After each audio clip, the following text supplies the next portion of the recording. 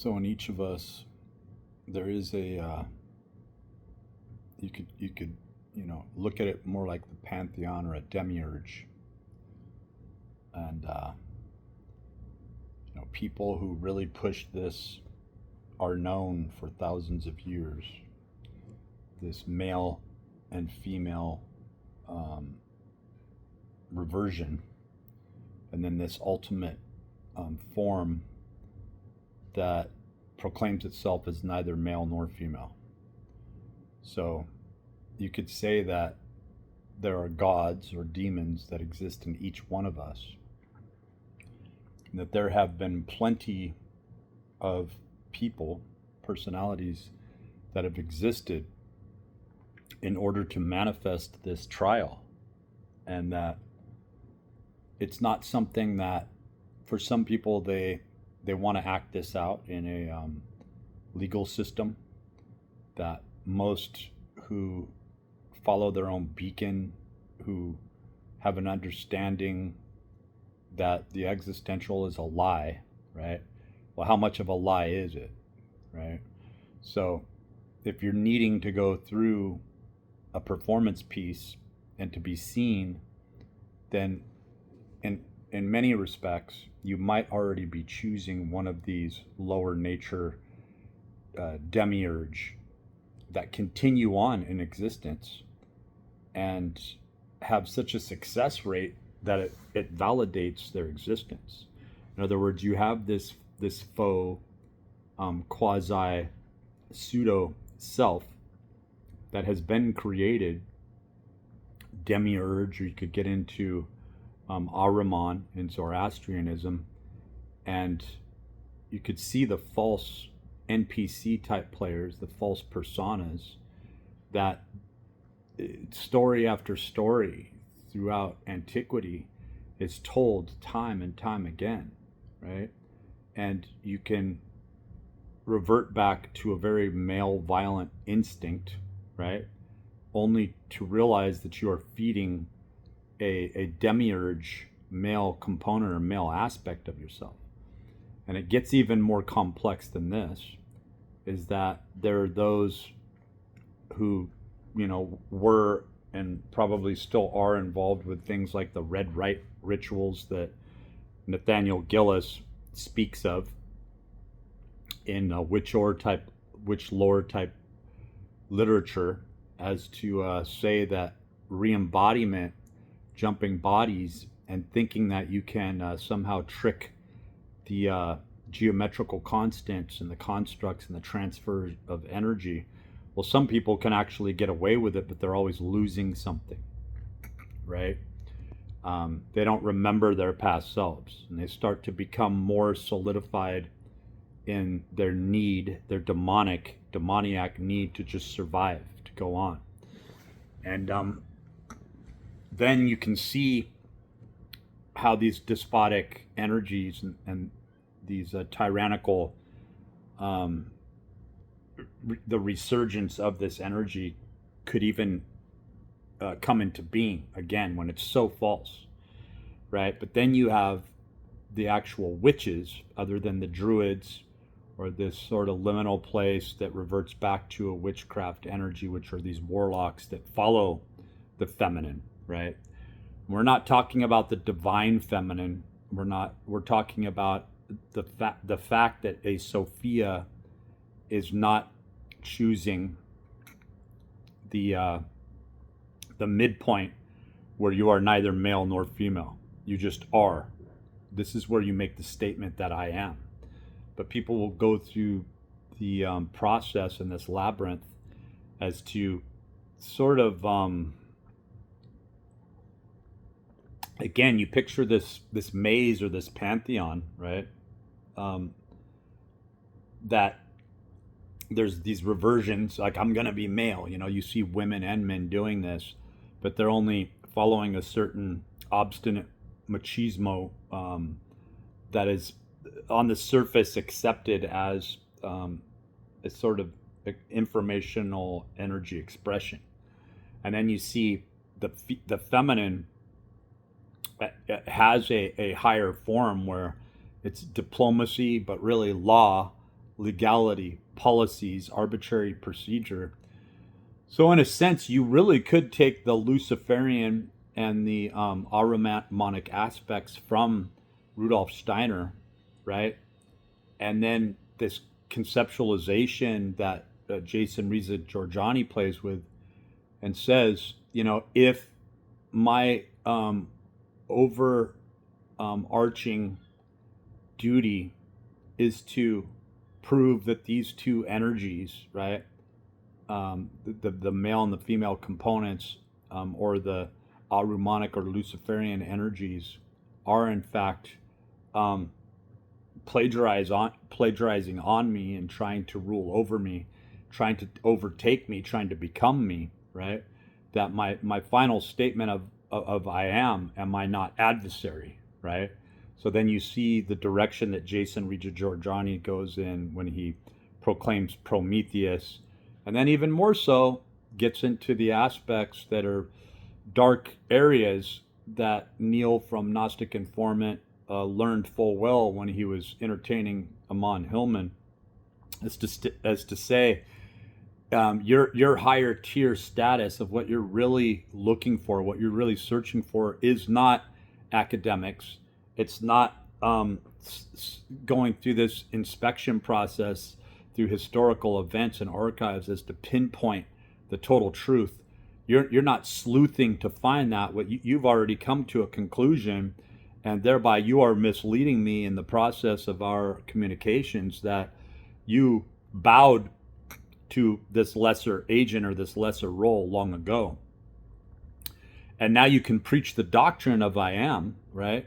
And Aleister Crowley succumbed to this. You can see it clearly, where he's, hailing this sort of witch goddess Sophia energy, right? Madame Blavatsky realized that in doing this, she was actually kind of killing off, not kind of, but killing off the male aspects that were in direct oppositional defiance to one another, right? That she chose begrudgingly, right? Chose this Sophia type energy, and that was something that happened around that time, between 120 and 150 years ago, really, where this energy was peaking out again, at a height. You could say during the kind of slipping into a post-enlightenment, if you will. Because this torch, this energy is seen in the artwork, you see this sort of postmodernism, right? And you have to really argue with yourself and other people if you're going to grapple with eschatology as being just sort of you're just looking at it in this sort of dystopian sense. Like, it's just a choice. You could watch dystopian movies today if you'd like. You can go into nihilism today if you'd like, but it's just a gear. And what most really young people don't understand is, as they're playing with these presuppositions, as if it is a gear, that today, I feel like putting on blacker makeup or mascara or black nail polish, and putting my emotions on, and just to say, I'm bleak, I'm dark, I'm going to walk with this truth. That you can only do that under the supposition of certain sedentary notions that you're living off someone else's buck, right? That you only have this choice, because if you were to continue to walk down those mercurial alleyways and streets well into the night without a home to go to, no matter how special you think you are, there you are wearing the black, and you are wearing the black in the blackness of night. And you will have to face that dark night of your soul much sooner than staving it off and pushing it off. And that's kind of, a biblical perspective, for these angels seeking out the young and to take the firstborn, right? That is to say, we put this blood over our very doorway. Maybe we put an 88 over it, as to say we are creative. And we are in the eternal process of creation. Therefore, we are innocent, right? We are innocents. Searching for the Messiah, which it's still like the Eye of Sauron. I hear people and even in perspicacious measure, after study, they still reference the Eye of Sauron, right? Because this is a battle with Catholicism. You see J.R.R. Tolkien. How more relevant could it be today in 2025? The passing of, at 88 years old, the passing of Pope Francis, passing the baton along again, right? But what we learn through people like Randall Carlson, whether or not he's an entered apprentice, he's a Mason, admittedly a Mason. He may not know what he's getting into. In fact, he may be working happily on the lower tiers of Masonry, where he's playing with such concepts that are just merely leading people to the doorway of this. But he's really carrying on the patronage of Manly P. Hall, that didn't even need to study Masonry in himself, because he was raised as a Rosicrucian, that he was bringing people to this brotherhood because he saw this as a really, it was by a guise away through pacifism, but it was just, and even going through egalitarian presupposition, as everybody is considered equal, right? But it really always comes down to uncomfortable truths by people such as him, that because he just decided on going this way, he didn't have to look at the fact that he's leading people to the very doors, to the gateway, perhaps prematurely, that would decide the transitional energies, or whether or not their souls would go into a mercurial abyss, into a nebulous state, that if they were just left alone, if this forced notion of these entered apprentice or initiates hadn't been so gung-ho as to prove themselves by academic means in their areas of matriculation with one another, as to prove in a sort of dick measuring contest, or sort of a power of effulgence and energy, right? Through an immature perspective, that they would not care about nor see the greater depths of what they were possibly sacrificing in carrying this torch fully displayed, for that others would buy their books in searching for the truth, and instead of looking within them and finding this truth, they would then be held under the presupposition of looking without. And it's kind of like the trial of Plato, right? And my reference to the Lycon, right? That this is both the accuser and the treatise, right? And the apologetic and the argument for a life, but that you're going to have to take the sins of the divine feminine. You're going to have to take the sins of the divine or the sacred male, right? In that they are, it is like a bull in a china shop, right? Yeah, there are references to gods and so forth in this. Malik, right?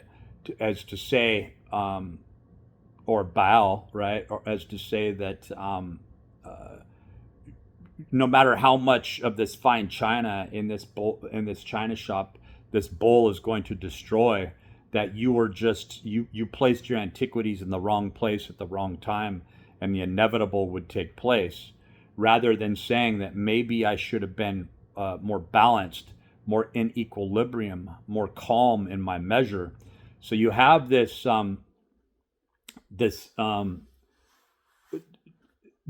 fire and ice, this challenge between absolute hot and absolute zero, creating the place where you are, this crystalline structure that emerges as the eternal self.